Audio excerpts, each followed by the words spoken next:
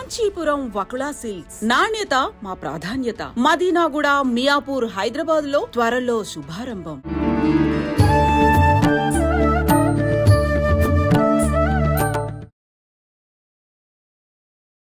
నమస్కారం, welcome to I dream. ధర్మ మార్గం విత్ విజిత కార్యక్రమానికి స్వాగతం. ప్రస్తుతం మనతో పాటు ఉన్నారు ప్రముఖ జ్యోతిష వాస్తు పండితులు బ్రహ్మశ్రీ అన్నవరపు తిరుపతి మూర్తి అవధాని గారు. ఇప్పుడు వారితో మాట్లాడదాం.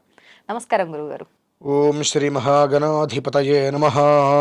గురుగారు, నిత్య దీపారాధన విషయానికి వచ్చేసరికి చాలా మంది రకరకాల పొరపాట్లు చేస్తూ ఉంటారు అని అనిపిస్తూ ఉంటుంది. అంటే ఎవరికి తోచినట్టుగా వాళ్ళు చేసుకోవచ్చు అని చెప్పి కొంతమంది మాట్లాడుతూ ఉంటారు. కొంతమంది ఏమో లేదు అంటే ఒత్తులు వేసే విధానం దగ్గర నుంచి ప్రతి ఒక్కటి కూడా ఒక నియమం పాటించాలని చెప్పి కొంతమంది చెప్తూ ఉంటారు. అసలు నిజంగా జరిగే పొరపాట్లు ఏంటి? నిజంగా అవి పొరపాట్లు చేస్తే ఆ పూజ ఫలితం ఉండదా? వాటి గురించి తెలియజేయండి. సాజ్యం త్రివర్తి సంయుక్తం వహ్నినా యోజితం ప్రియం గృహాణ మంగళం దీపం త్రైలోక్య తిమిరాపహ భక్త్యా దీపం ప్రయచ్ఛామి దేవాయ పరమాత్మనే త్రాహిమాం నరకాత్ ఘోరాత్ దివ్య జ్యోతి నమోస్తుతే అని మనం దీపారాధన చేస్తాం. నిత్య దీపారాధనలో చేసేటువంటి నిత్య పొరపాట్లు అంటే అనునిత్యము ప్రతి మనిషి చేసేటువంటిది పొరపాట్లే. పొరపాటు అనడం కన్నా అలవాటు అంటాం చాలా. ఎందువల్లనంటే సూర్యోదయం కాకముందు మీ ఇంట్లో మన ఇంట్లో మనకు దీపం వెలిగించి ఉండాలి. దీపారాధన జరగాలి సూర్యోదయానికన్నా మునుపు, అంటే దాదాపు 6 గంటల లోపే, 5:30 వెలిగించాలి. అలాగే సూర్యాస్తమానానికన్నా ముందు మన ఇంట్లో దీపారాధన వెలిగించి ఉండాలి. అంటే ఖచ్చితంగా 2 సార్లు దీపారాధన అనేది చేయటం ఉండి తీరాల్సిందే. లేదా ఉదయం పెట్టిన సాయంత్రం వరకు ఉంది శ్రేయోదాయకం, ఇబ్బంది ఏం లేదు. లేదా సాయంత్రం మళ్ళీ సూర్యాస్తమన సమయానికి దీపారాధన వెలిగించి తీరాలి. ఎందువల్లనంటే పూర్వకాలం వరకు వెళ్తే ప్రతి దేవాలయము కూడా 4:30-5 గంటలకల్లా సుప్రభాతం మొదలు పెట్టేసేవారు తీసేసి. ఎందుకంటే ఊర్లో ఉన్న దేవాలయం అనేటువంటిది ఖచ్చితంగా 5 లోపు దేవాలయం తీసి దీపారాధన చేసేవారు. కాబట్టి ఈ ఊర్లో ఉన్నటువంటి గ్రామం ప్రజలందరూ కూడా ఒక అరగంట అటు ఇటుగా లేచి ఒక 5:30 ఆ ప్రాంతాల్లో దీపారాధన చేసుకున్నా అది మనకి ఎలాంటి నష్టము ఉండేటువంటిది కాదు. ఇది ఇప్పుడు కొన్ని ప్రాంతాలకి వెళ్తే ఆలయాలు తీసేటికి 7 అవుతుంది. అవును, ఆలయాలు వీళ్ళన్నీ తీర్చుకొని చూసుకొని వచ్చి తీసేటప్పటికి 7 అవుతుంది. రాక్షసత్వం అందుకే కదండి పెరిగిపోయేది. ఎప్పుడైతే గనక మనం 5:30 లోపు స్నానం చేసి దీపారాధన చేస్తే దైవత్వం అనేటువంటిది మనకు ఆపాదిస్తుంది. ఇప్పుడు అయ్యప్ప దీక్ష తీసుకున్న వీళ్ళందరూ చూడండి, ఆ 40 రోజులు 5:30 లోపు వాళ్ళ స్నానాలు అన్ని పూజలు చేసుకుంటూ ఉంటారు. అందుకని చాలా ప్రశాంతంగా ముఖంలో కూడా ఒక మంచి కాంతి తేజస్సుగా ఉంటుంటుంది. 40 రోజులు పూర్తి అయిపోగానే ఇక నాదేనట్టుగా వదిలేసి మళ్ళీ 7-8 వరకు పడుకోవటం వలన మళ్ళీ రాక్షసత్వం అనేటువంటిది ఆపాదించేస్తుంది. ఇప్పుడు కూడా మనిషిలో రాక్షసత్వం దైవత్వం అనేటువంటిది మనం నిత్య దీపారాధన చేసే విధానాన్ని అనుసరించే ఉంటుంది. సూర్యోదయ పూర్వం చేసేటువంటిది దీపారాధన దేవతలకు చెందుతుంది. సూర్యోదయం తర్వాత చేసేటువంటిది రాక్షసులకు చెందుతుంది. ఏ దేవాలయానికైనా వెళ్ళి చూడండి, శివాలయం అభిషేకం చేసేస్తే అలా వదిలిపెట్టరు. తెల్ల బియ్యం అంటే అక్షతులు కానీ ఒక పుష్పం కానీ మారేడుదల కానీ ఏదో ఒకటి స్వామివారి మీద పెట్టి పక్కకి వెళ్తారు, ఒక అభిషేకం చేస్తారు. మళ్ళీ ఒక 15 గంట తర్వాత అభిషేకం అంటే ఆయన మీద ఏదో ఒకటి పెడతారు కాబట్టి లింగాన్ని వదిలిపెట్టరు. ఎందుకంటే ఏమీ లేకుండా వదిలేస్తే రాక్షసులు వచ్చి ఆరాధన చేస్తారు. భగవంతుడికి రాక్షసులు. గురుగారు, ఒక డౌట్. ఆలయ ప్రాంగణం, ఇప్పుడు మామూలుగా సినిమాలలో చూస్తుంటాం, ఆలయ ప్రాంగణంకి నెగిటివ్ శక్తులు ఏవి కూడా ప్రవేశించకుండా ఏదో ఆపేస్తున్నట్టు పవర్, అలా దయ్యాలు వేరు రాక్షసులు వేరమ్మా. రాక్షసులకి మనమే రాక్షసులు అంటే కృత్యం, రాక్షస ప్రవృత్తి అంటారు చూసారా, అది అంటే దుర్మార్గమైన లక్షణాలు వల్ల. ఇప్పుడు భగవంతుడు మీరు చేసినా నేను చేసినా ఎవరు చేసినా ఫలితాన్ని ఇస్తూనే ఉంటాడు. ఆ చేసే సమయాన్ని అనుసరించి వాళ్ళ యొక్క వ్యక్తిత్వం పెరుగుతూ ఉంటుంది. మనం సూర్యోదయం లోపు చక్కగా దీపారాధన చేసుకుని నమస్కారం చేసుకుంటే దైవత్వం అనేటువంటిది మనకు ఆపాదిస్తుంది. దైవపరమైన శక్తి వచ్చి ఒక మానసిక ప్రశాంతత ఏర్పడుతుంది. ఎప్పుడైతే 6:30 తర్వాత మనం నిద్రలో చేరిన తర్వాత దీపారాధన చేస్తామో ఆ దీపారాధన రాక్షసులకు చెందుతుంది. ఇప్పుడు మీరు ఇందాక అన్నట్టు ప్రతి ఒక్కరూ చేసేది ఇప్పుడు ఈ దీపారాధన కిందకే వచ్చేటట్టుగా ఉంది. అందరం కూడా ఖచ్చితంగా రాక్షస దీపారాధన చేస్తున్నాం. అందుకని దాదాపుగా మనలో 100కి 99 మంది రాక్షస కృత్యాన్నే పాటిస్తున్నారు మినహాయిస్తే దైవత్వాన్ని ఎవరు కూడా పెద్దగా పొందిన వాళ్ళు లేరు, ఎక్కడో రేరుగా ఉంటూ ఉంటారు వారు. అవును. కాబట్టి ఏంటంటే దీపానికి అంత పవర్ ఉందా అంటే మరి ఇంకెందుకు దీపారాధన చేయడం? దీపారాధనలో అంత శక్తి ఉందా? ఇంకా చేయడం మానేయండి, దీపారాధన చేయక్కర్లేదు, ఇంకెందుకు దండగా. అంటే ఆ ఒక్క దీపం అనేటువంటిది మనం ఒక ఒత్తి వేస్తాము, ఒక నూనె వేస్తాము, అగ్గిపుల్లు పెట్టి వెలిగిస్తామంటాం. కాంతి పుంజమమ్మ అది, దారి చూపించేటువంటిది, ఆ దారిని నడిపించేటువంటిది కూడా అదే. కనుక దాని నుంచే మన జీవితం అనేటువంటిది ముడిపడి ఉంటుంది, మూలాధారం. ప్రతిదానికి మూలం కావాలిగా. ఆ మూలం ఏంటి? జ్యోతి. అది జ్ఞానజ్యోతి కావచ్చు, మనం చూస్తే మన కళ్ళు కనిపించడం కావచ్చు, ఏదైనా సరే జ్యోతి అంటే వెలుతురు. ఆ వెలుతురుని ఏ రకంగా ప్రసాదింపజేస్తున్నది అనేటువంటి విషయాన్ని మనం చూసుకోవాలి. అందుకనే ఇప్పుడంటే మనం చేయట్లేదేమో కానీ అమ్మ, దాదాపుగా పూర్వం నుంచి ప్రతి ఇంట్లో కూడా 5:30 రకాల దీపారాధన చేసేస్తారు. మనకి ఏదైనా ఇప్పుడు పండగలు వస్తే మనం చేస్తున్నాం అంటే పెందలాడ చేసేస్తారు, ఎందుకంటే రాక్షసత్వం రావద్దు అని. అలాగే తలంటి పోసేటప్పుడు కూడా పొద్దున్నే పూసేస్తారు పెందలాడే. ఎందువల్లనంటే కొన్ని సమయంలో చేసేటువంటివే ఆ భగవంతుడి యొక్క పరిపూర్ణ అనుగ్రహం అనేటువంటిది వాళ్ళకి లభ్యమవుతుంటుంది. నదీ స్నానాలు చూడండి, 5:00 వెళ్తారు, ఎందుకు వెళ్తున్నారు? పని పట్టలేక, 7:00 వెళ్ళలేక కాదు కదండి. ఎప్పుడూ కూడా ఉషోదయం, అరుణోదయం, సూర్యోదయం.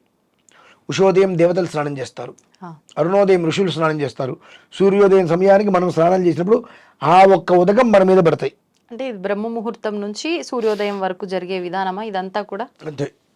ఆ సమయంలో మనం చేసేటువంటి దేవతలు ఋషులు స్నానమాడిన ఉదకం ఏదైతే ఉంటుందో అది మన మీదకి పడుతుంది. మనం తొట్లోవే తీసుకుంటాం, అంటే మోటరే వేస్తాం, అందులో శక్తి మనకు తెలియదుగా.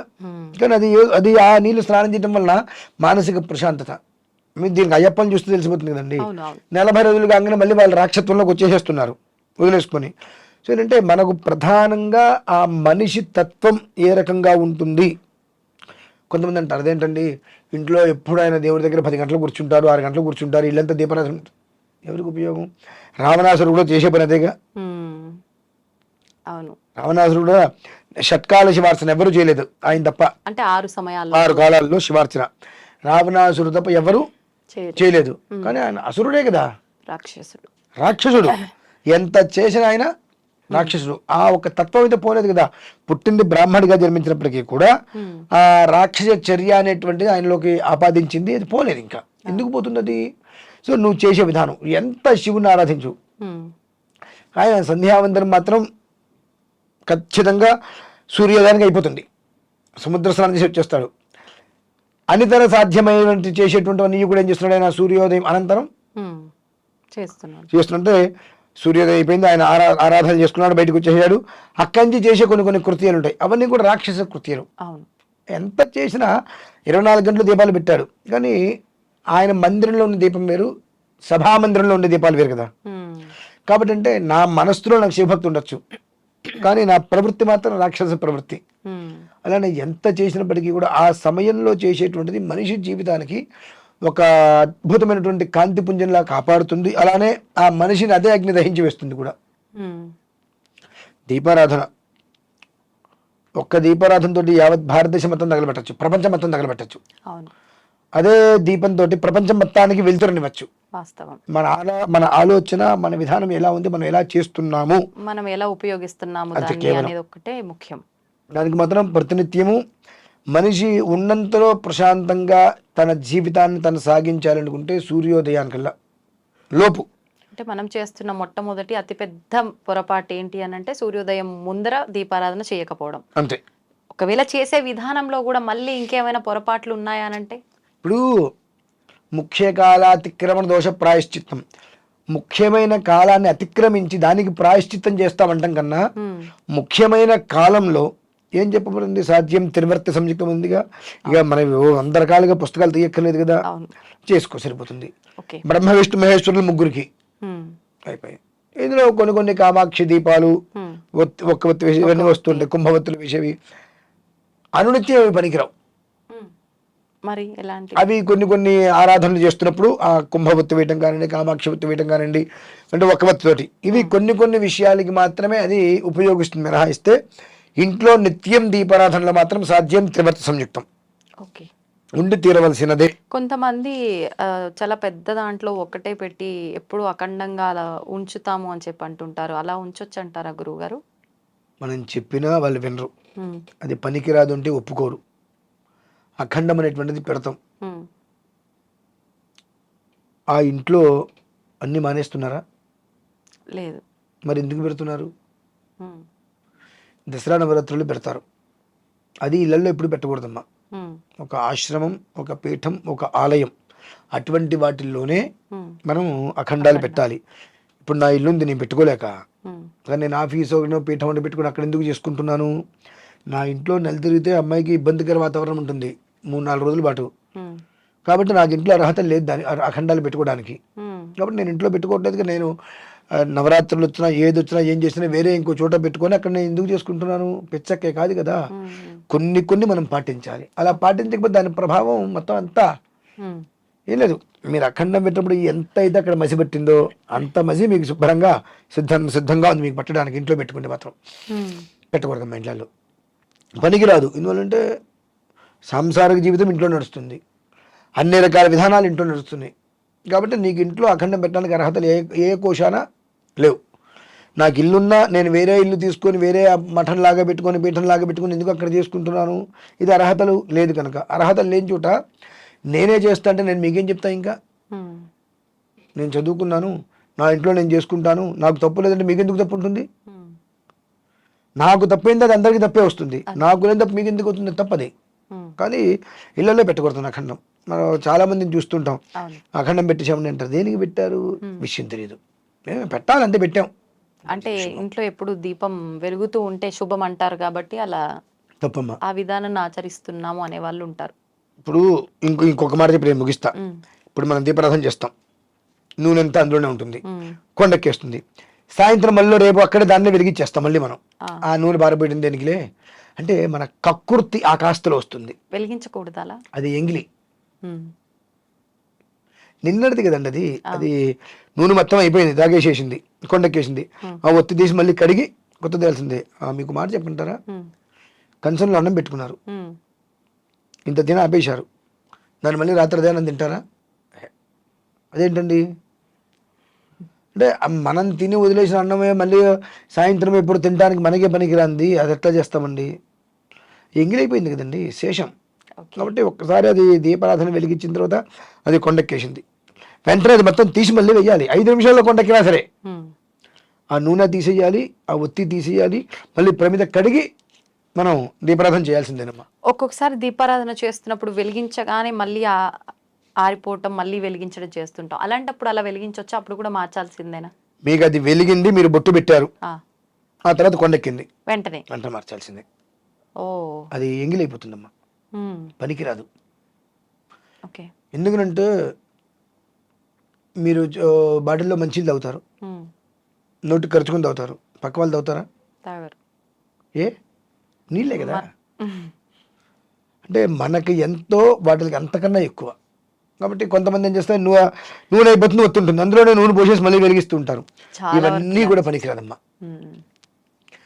వీటన్నిటి వల్ల దోషమే. మనకి ఏంటంటే ఆ ఒత్తు వేస్ట్ చేయటం దేనికి?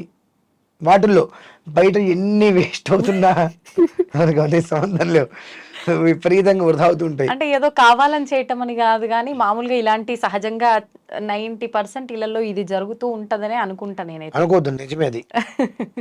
అంటే వాళ్ళకి ఒక భయం. ఫస్ట్ ఆఫ్ ఆల్ ఈ నూనె పారిపోయకూడదేమో, హ్మ్. ఆ నూనె పారిపోయడం దేనికిలే హ్మ్. బోల్డ్ దాంట్లోనే మనకు ఖరీదు గుర్తొస్తుంది అనమాట. మనం అనవసరంగా వృధాగా పారబోసేవి దేంట్లోనూ ఆ గదిలో ఫ్యాన్ వేసి ఇక్కడికి వచ్చి కూర్చుంటాం, అవన్నీ గుర్తురావు. హ్మ్. అంత నూనె పారిపోయాలంటే మనకు అమ్మో రకరకాలు గుర్తొస్తాయి.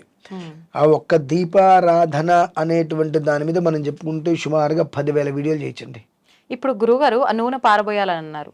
ఎక్కడ పారబోయాలి? ఇంతకు ముందంటే పెరట్లల్లో అక్కడ ఇక్కడ చెట్ల దగ్గరనో ఎక్కడో అక్కడ పోసేవాళ్ళు. ఇప్పుడు అన్నీ వాష్ బేసిన్‌లు, సింకులు అదంతా డ్రైనేజీలో కలవటం ఇలాంటివి ఇప్పుడు జరుగుతుంటాయి. మనకు తప్పులేదంటారా? ప్రతి ఇంట్లో కూడా తులసి చెట్టు ఉంటుంది. ఆ! తులసి చెట్టుతో పాటుగా మామూలుగా మట్టి కుండీలు ఉంటూ ఉంటాయి. హ్మ్. ఆ కుండీలో పోసేసేయండి. ఎంత ఉంటుందమ్మా నూనె పోస్తే? హ్మ్. ఇంత నూనె ఆ మట్టిలో పోస్తే ఏమవుతుంది? అది హ్మ్. ఏం కాదు కదా. తులసి కుండీలాగా ఉంటే వాటిలో మట్టిలో పోసి వేస్తుంటారు, ఆ మొక్కలో పోసేసేయండి, సరిపోతుంది. హ్మ్. ఇబ్బంది ఏం లేదు. ఓకే. ఆ ఒత్తులు ఉంటాయి, ఆ ఒత్తుల్ని ఏం చేస్తారంటే ఒక వారం రోజులు మూల పడేసిన తర్వాత తగలబెట్టేసేయండి. ఓకే. అంటే అవి ఏదైనా పదార్థాలు అనుకుని తిన్నటువంటి చేపలో గీపలో నీళ్ళలో వేస్తే ఆ జలసరాలు చనిపోతాయి కాబట్టి అవి చుట్టుకొని అంటించేసేయండి. వాటిని ఒక వారం రోజులతో ఇన్ని ఒత్తులు వస్తాయి కదా, ఓ పక్కన పెట్టి అంటించేసేయండి. ఇంకొక విషయం, ఒత్తులతో పాటు ఈ పువ్వులు ఇవన్నీ తీసిన ఈ మాలిన్యం అంతా కూడా అలా చేయొచ్చు అంటారా? ఈ నిర్మాలయం మొత్తం నీళ్ళలో వేసేయటం, ఈ ఒత్తులు మాత్రం తగలబెట్టేయటం ఎప్పటికప్పుడు. ఇదంటే గుర్తొచ్చిందమ్మా ఇంకొక విషయం. మీ అందరికీ చెబుతున్నాను, మనకు సమయం కలిసి వస్తుందని, తొందరగా పని అయిపోతుందనో రకరకాల ఆలోచనలు పెట్టుకొని ఒక డబ్బాలు నూనె ఒత్తులు కలిపి పెట్టేస్తాం మనం, నానబెట్టేయటం. అవి వాడకూడదు అట్లా. ఓకే. వాడటం వల్ల జరిగే నష్టం అంటే మామూలుగా వాడొద్దు అన్నారంటే ఎందుకు అనే ఆలోచన చాలా మందిలో వస్తుంది. కొన్ని విషయాలు ఎందుకు అని తెలుసుకోవడం కన్నా వద్దు అన్నప్పుడు దాన్ని ఆచరించడం మంచిది. ఎందువల్లంటే అది అత్యంత హేయమైనటువంటి పని. ఒత్తులు ఇన్ని కట్ట, అంత కట్టలో దాంట్లో పెట్టేస్తున్నాం, దాని నిండా మనం ఏం పోస్తున్నాం, నూనె పోసేసి రోజు అందులో ఒక ఒత్తి తీస్తున్నాం. ఇంట్లో మన పెద్దలు నానమ్మ వాళ్ళు ఉంటారు, ఆవిడ ఏం చేస్తారు, మన అందరం పండగకి వెళ్తే అందరికి తలా ఒక ముద్ద కలిపి పెడతారు. అంతవరకు బాగానే ఉంది. అన్నంలో నుంచి తలా ఒక ముద్ద కలిపి అందరికీ పెట్టారు, బాగానే ఉంది. అంటే కట్టలోంచి ఒత్తి ఒక్కొక్కటి తీసేసి నూనె నెయ్యి వేసుకొని పెట్టుకుంటాం. మొత్తం కలిపి అక్కడ పెడితే ఎవరికి వాళ్ళు వచ్చి పట్టుకొని వేస్తూ ఉంటే బాగోదు. అంటే దీన్ని నేను వైదిక విధానాన్ని అనుసరించి చెబితే గుండాకి చచ్చిపోతారు కాబట్టి అట్లా చెప్పట్లా. మామూలుగా అయితే కనుక నేను ఎంత నార్మల్గా చెప్పండి విషయం గురించి 10 తిట్లు చెప్తా. అర్థం కావాలి ముందు వాళ్ళకి, తిట్లు కాదు కావాల్సింది, వాళ్ళకి విషయం అర్థం కావాలి. విషయం అర్థం కావాలి అంటే సో ఎంగిల్ అనేటువంటిది 10 మంది కలిపి కూర్చుని తింటే ఎంగిల్ ఎవరు తింటారు కదా. ఒత్తులు అంటే 1000 ఒత్తులు అంటున్నాం, లేదంటే 300 ఒత్తులు అంటున్నాం. ఒక దాంట్లో పెట్టినప్పుడు నువ్వు మొత్తం ఒకేసారి అంటించేయి, ఓకే, అప్పుడు తప్పులేదు. ఒక్కొక్కటిగా తీసి 1,00,000 ఒత్తులలో చేస్తున్నావు, 1,00,000 ఒత్తులలో వెలిగిస్తున్నావు, అది ఓకే. కానీ ఒక దాంట్లో కంప్లీట్ గా నువ్వు నూనె రోజు అందులో తీసి పెడుతున్నావు కదా, దానివల్ల మనకు పుణ్యం తీసి పక్కన పెడితే మోయలేని భారం పడుతుందమ్మా.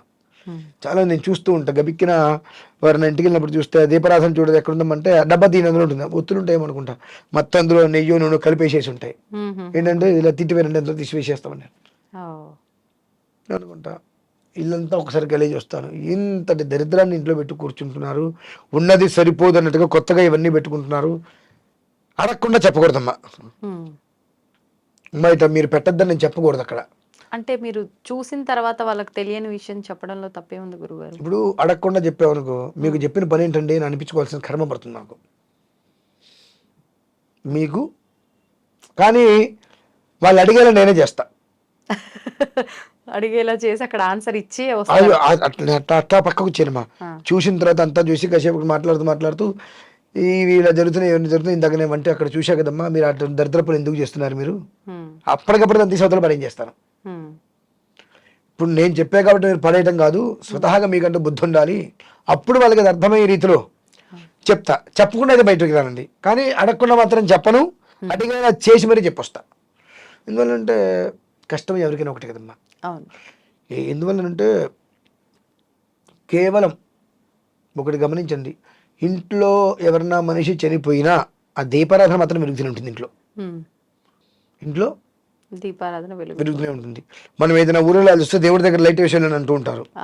అంటే ఎప్పుడు 360 రోజులు 24/7 ఇంట్లో దీపం అనేటువంటిది ఉంటేనే ఇంటికి శుభము అనేటువంటి విషయాన్ని మనం దృష్టిలో ఉంచుకుంటే ఉదయం 5:30కి చేస్తే అది సాయంత్రం 5:30 వరకు ఉంటుంది, సాయంత్రం 5:30కి మళ్ళీ చేస్తే మళ్ళీ ఉదయం 5:30 వరకు అది మనల్ని కాపాడుతుంటుంది. అదే దాని విధానం. ఇప్పుడు ఒక్కొక్కసారి ఈ రోజు ఉదయం వెలిగించిన దీపం మరుసటి రోజు ఉదయం వరకు కూడా నష్టమేం లేదు, ఉండొచ్చు. అందులోనే మనం ఆయిల్ పోసి ఆ దీపాన్ని అలాగే కొనసాగించవచ్చు అంటారా? కొనసాగించడం ఇబ్బంది లేదు, దానికి వచ్చే దోషం ఏమీ లేదు. అయితే దాన్ని 2-3 రోజులు అట్టి పెట్టకూడదు అట్లా. మరి ఒకవేళ వెలుగుతున్నది మనం ఆర్పలేం కదా, వదిలేసేయడం అట్లా. నూనె అయిపోయి దీపం కొండెక్కే వరకు వదిలేయాలంటారా ఒక రోజు తర్వాత? మీరు ఇప్పుడు ఉదయం 6ంటికి దీపారాధన చేసేసారు, 5:30కి, 10ంటికో 11ంటికో అటు వెళ్ళారు, నూనె మొత్తం అయిపోవచ్చింది, చూశారు, అప్పుడు నూనె పోయింది మీరు అందులో, మళ్ళీ సాయంత్రం వరకు ఉంది, ఓకే, కొండ ఎక్కుతుంటే మీరు చూశారు, ఉమ్, చూసినప్పుడు పోయింది, ఉమ్, చూడలేదు మనకు సంబంధం లేదు. అది ఓకే. మనం చూసినప్పుడు ధర్మం, ఉమ్, మర్నాటికి అది ఉంది, నమస్కారం, ఇంకో దీపం మనం వెలిగించుకోవాల్సిందే, ఇంకో దీపారాధన. పక్కన దీనికి సంబంధం లేదు, ఇది ఉండకూడదు. ఇంకా దీంట్లో ఇంకా మళ్ళీ మనం ఆయిల్ పోసి అది 24 గంటల తర్వాత మళ్ళీ మనం దాంట్లో ఏమైనా చేసామంటే అది అఖండం కింద వస్తుంది, ఓ, అది మహాపాపం మళ్ళీ. కాబట్టి దాని అట్లా వదిలేసి, అది ఉన్నప్పటికీ మనం వేరే దీపారాధన మనం చేయాలి, చేసుకోవాల్సింది, తప్పదు. అప్పుడు సంఖ్య మారిపోతుంది కదా గురుగారు. దీపారాధన మళ్ళీ ఇది ఇట్లా ఉంటది. ఆల్రెడీ 2 దీపాలు వెలిగిస్తారు, ఒక్కటి వెలిగించకూడదని చెప్పి మళ్ళీ 2 వెలిగించడం. అస్మిన్ వర్తమాన వ్యవహారక చాంద్రమానే స్వస్తి స్త్రీ క్రోధనామ సంవత్సరే ఉత్తరాయణే శిశురతు మాఘమాసే కృష్ణపక్షే అమాయాం బృహస్పతి వాసరే అన్నాం. అంటే ఇవాళ ఉమ్, దీపారాధన చేసినప్పుడు సంకల్పంలో ఇవాళ చెప్పుకున్నాం. ఈ దీపారాధన ఇవాళ చేసిందా నేను రేపు చేసేదా ఇవాళ చేసింది. అంటే సంకల్పంలో నిన్నది. Okay okay. ఉమ్, ఈ సూర్యోదయానికి దానికి సంబంధం లేదు. ఇంకా ఓకే. ఈ మన సూర్యోదయానికి ఈ తిథివార నక్షత్రాలకి ఈ దీపారాధన మనం మళ్ళీ అట్లా. ఓ, అర్థమైంది గురుగారు. సంతోషం గురుగారు, నిజంగా చాలా మంచి విషయాలు తెలియజేశారు. మనం నాకు తెలిసి దీపారాధన గురించి ఇప్పటివరకు చర్చించుకుంది కానీ మాట్లాడుకోలేదు ఇది. ఒక సెకండ్ లో వెయ్యవంతు అవును, 10,000 వీడియోలు చేయించండి. కానీ మనం ఎప్పుడు మాట్లాడుకునే దానికన్నా కూడా ఈసారి నిజంగా చాలా కొత్త విషయాలు వచ్చినాయి. చెప్పారు మీరు. నిజంగా ధన్యవాదాలు గురుగారు. పరమేశ్వర, కొత్త విషయాలు కాదమ్మా, ఉన్న విషయాలే. అంటే మామూలుగా సాధారణంగా మాట్లాడుకుంటూనే ఉంటాం ఏదో ఒకటి. అంటే ఒత్తులు ఎన్ని వేయాలి, ఏ నూనె వాడాలి, పువ్వులు ఉంచాలా తీయాలా, పువ్వులు ఉంటేనే చేయాలి, ఇలానే మనం ఎక్కువగా వెళ్తాయి, అవును. ఎవరైనా కూడా ఇలాంటివే మాట్లాడతారు. కానీ ఇప్పుడు మనం మాట్లాడినే మాత్రం ఎప్పుడు మాట్లాడకుండా ఉన్న విషయాలు మాట్లాడడం జరిగింది. ధన్యవాదాలు గురుగారు.